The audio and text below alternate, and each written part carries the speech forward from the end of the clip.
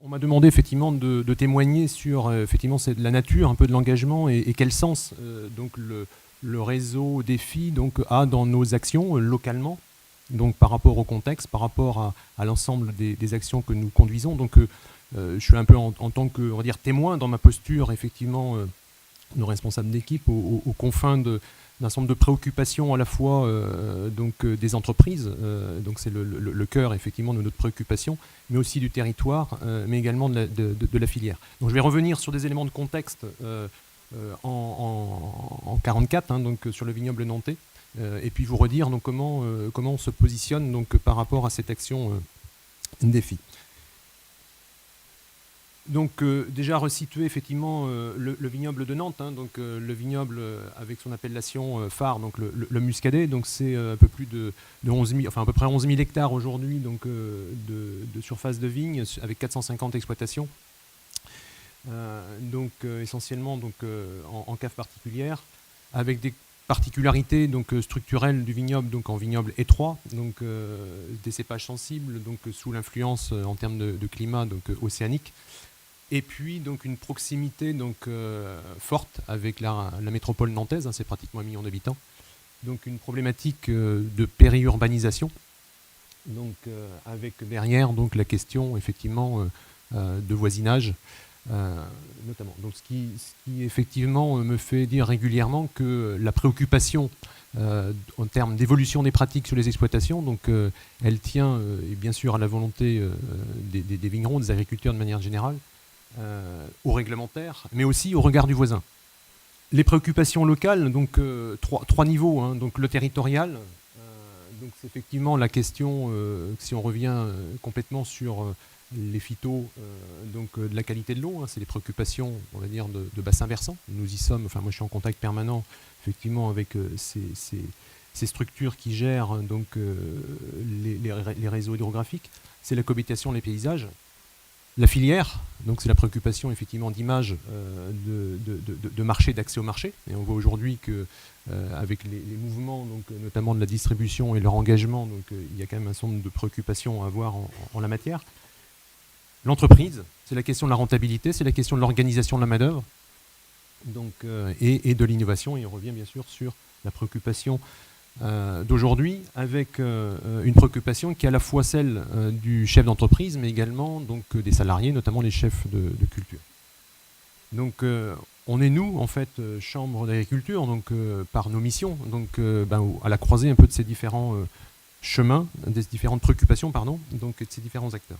Pour compléter en fait cette approche, pour prendre un peu de hauteur, hein, donc dans notre débat d'aujourd'hui, donc et là je reprends une vision qu'on a partagée il y a peu de temps, donc dans un débat avec la Fédération viticole, avec un géographe qui intervenait. On disait on a 3 débats sur le territoire, donc qui sont un peu concomitants. C'est le débat de l'environnement, donc avec la préoccupation préservation ressources, climat, santé. Hein, je rentre pas dans le détail. C'est le débat en fait du partage de l'espace. Donc avec les habitants, donc c'est la proximité, c'est le voisinage, c'est les circulations douces, et je peux vous assurer que chez nous, c'est pas une affaire qui est complètement simple. Et puis c'est le débat également du modèle économique. Et le modèle économique, en fait, moi je m'aperçois pour être donc sur ce territoire depuis un petit moment, donc c'est pas seulement une préoccupation en fait agricole, mais on commence à avoir en fait un certain nombre d'expressions donc d'habitants, de collectivités, etc. Donc sur le sujet. Donc on est bien dans la volonté à notre niveau, notre mission, donc d'aider à construire les solutions, donc avec et pour le vigneron, donc et quelque part aussi, donc à faire émerger, inventer ou réinventer donc le métier pour demain. On a, nous, effectivement, donc, dans notre institution, comme sur l'ensemble des départements, donc, un cadre aussi politique. Hein, donc, je voulais simplement rappeler quelques éléments. Donc, à la fois de promouvoir en fait, des entreprises performantes et autonomes dans leur prise de décision. Donc, effectivement, ça conduit et ça guide notre action donc, au quotidien. Et de limiter l'impact environnemental tout en préservant le capital agricole. Donc voilà, et notre action technique, elle se fait au niveau viticole, donc en partenariat avec les acteurs de la filière, donc Fédération viticole et interprofession. L'engagement dans défis fermes en 44. Donc effectivement, c'est quelque chose pour nous qui a été naturel, puisque on s'est engagé en 44 dès la phase test des réseaux défis, non pas en viticulture, en polyculture.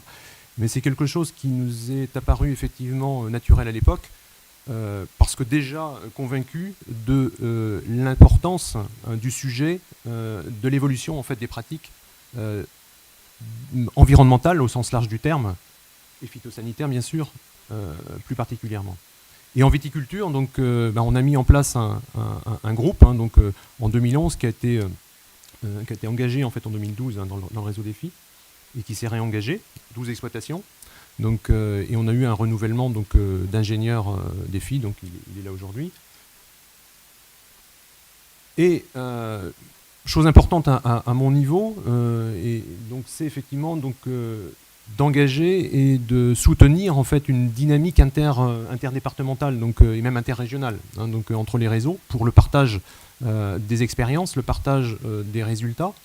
Et donc les collègues qui sont en partie là aujourd'hui, très récemment, on fait un voyage d'études, voilà, pour sortir effectivement de nos départements, aller voir d'autres expériences dans d'autres secteurs. C'est un exemple.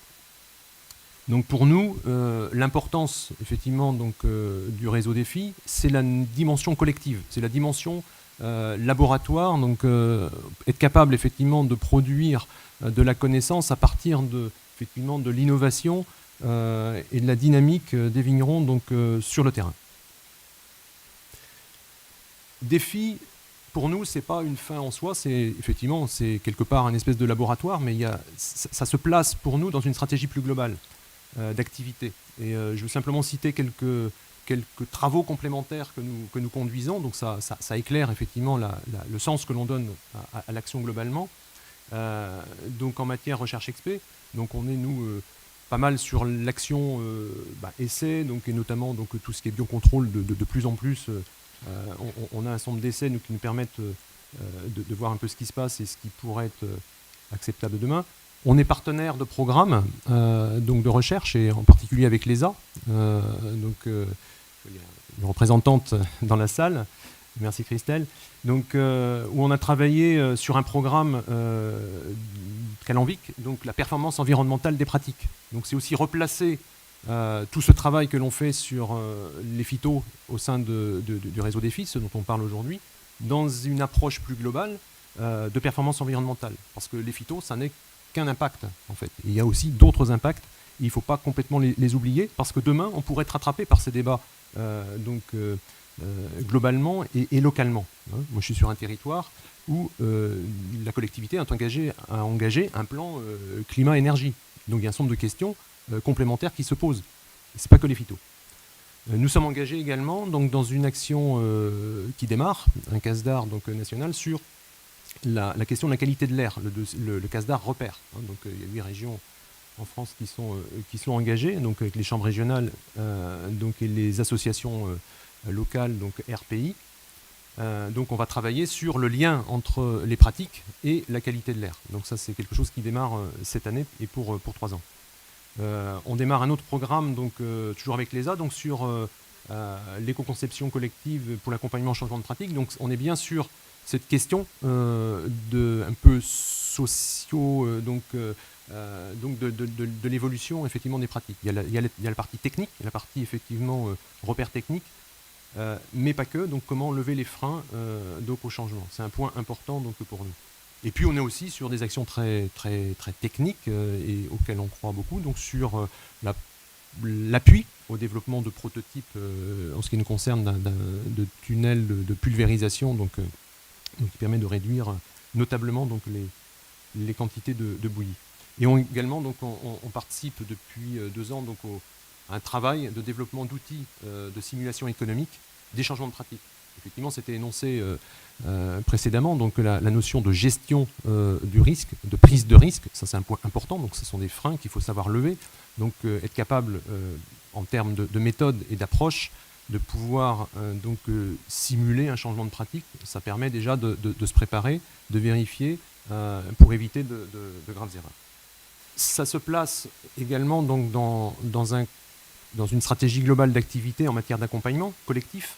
Hein, donc on est, nous, pas mal investi dans l'animation donc de réseau, hein, donc le réseau Terravitis, des formations HVE. Donc c'est des démarches en fait qui sont pas complètement nouvelles, hein, qui sont pour certaines d'entre elles donc qui ont démarré bien avant donc l'approche Ecofito défi, mais qui se renforce aujourd'hui. Nous sommes en train de déployer donc un programme d'action en termes de contrat territorial donc sur le bassin nantais, donc avec l'agence de l'eau, pour renforcer nos moyens à l'animation collective et individuelle. Et bien sûr, donc on s'inscrit dans la perspective également de promouvoir et d'animer des groupes 30 000. Hein, donc c'est chez nous avec l'agence Loire-Bretagne, donc ça démarre cette année. Et puis, nous sommes également donc, investis dans des travaux de production de support, de communication, grand public, enfin public local, parce que la préoccupation, effectivement, voisinage, donc est importante. Et là, on a un fossé énorme donc, en termes de méconnaissance. Donc, quand on travaille effectivement, je dirais, dans notre vase clos agricolo-viticole, c'est hyper important, donc bien sûr, pour dégager les pistes de solutions, les mettre en œuvre. Mais aujourd'hui, ce qui est hyper important également, c'est de pouvoir communiquer là-dessus. Parce que tant qu'on avance, et la démonstration, on l'a fait, ça fait 20 ans qu'on travaille sur ces questions-là, donc il y a une accélération aujourd'hui, mais on s'aperçoit que finalement, on n'a pas dit suffisamment ce qui était fait. Et donc il faut être capable de montrer, d'expliquer, et à partir du moment où les choses sont expliquées, les débats sont déjà moins virulents. Et je parle en connaissance de cause pour en avoir animé. Voilà, et pour terminer mon propos, parce qu'effectivement, on pourrait y passer beaucoup plus de temps, mais ce n'est pas l'objet, moi, c'est plus les attentes hein, donc, que je formule moi, par rapport à cette action défi.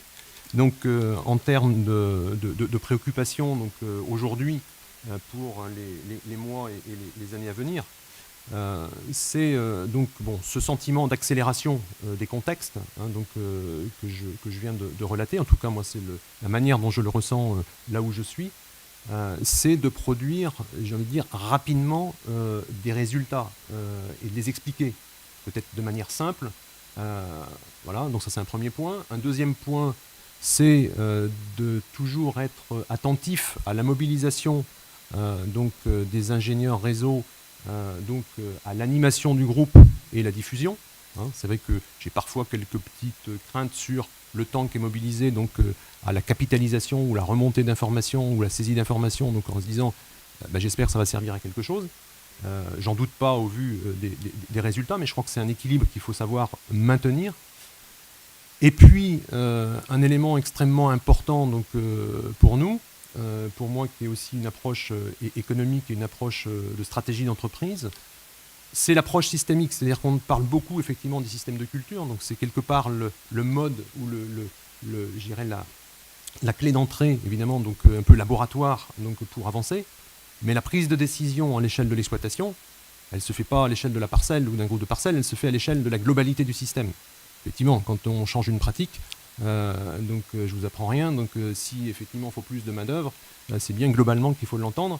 S'il faut investir, c'est bien globalement qu'il faut l'entendre. Donc ça c'est extrêmement important effectivement, donc de passer à cette échelle du système et de gérer effectivement la prise de risque. Voilà. Donc et puis une dernière ambition qui fait partie de nos préoccupations, c'est d'être capable progressivement et rapidement de mobiliser largement, parce qu'en fait, quand on cause des résultats défis ou de groupes que l'on a tous en fait dans nos secteurs, ce sont généralement sur la base volontaire, donc les gens qui ont envie de bouger, qui ont envie d'innover, mais on a tout j'ai envie de dire un ventre mou qu'il faut être capable de mobiliser, de sensibiliser, donc pour entrer dans le mouvement. Je vous remercie.